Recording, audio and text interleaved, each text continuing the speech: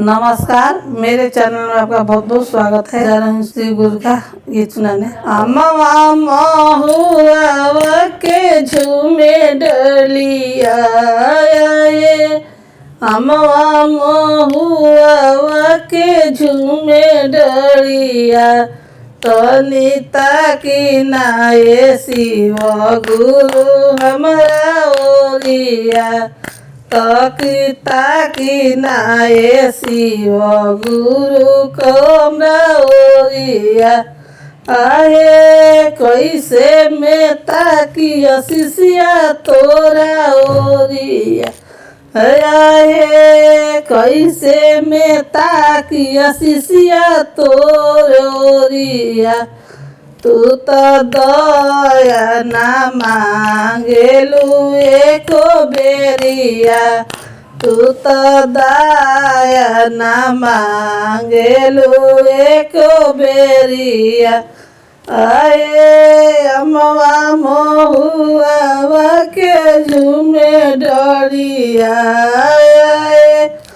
अमवा महुआ के झूमे डलिया, तनिता की नाये शिव गुरु हमारा ओरिया, तनिता की नाये शिव गुरु हमारा ओरिया। आए कैसे में ताकी शिष्या तोरा ओरिया, आहे कैसे में ताकी शिष्या तोरा ओरिया। तू तो चरचुना करेलू एको बेरिया, तू तो चरचुना करेलू एको बेरिया।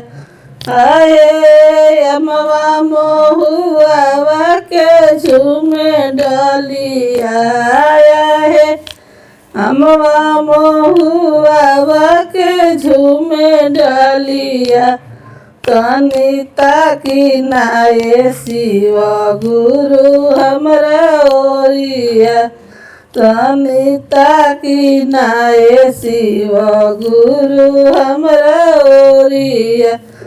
आहे कैसे में ताकी शिष्या तोरा ओरिया, आहे कैसे में ताकी शिष्या तोरा ओरिया।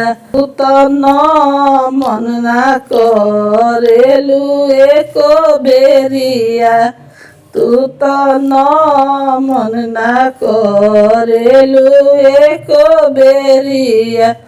आहे अमवा महुआ के झूमे डलिया, तनिता की नाये शिव गुरु हमारा ओरिया, तनिता की नाये शिव गुरु हमारा ओरिया। वीडियो पसंद है तो वीडियो को लाइक कीजिए, चैनल को सब्सक्राइब कीजिए, कमेंट में बताइए कैसा लगा। फिर मिलते हैं अगले वीडियो के साथ।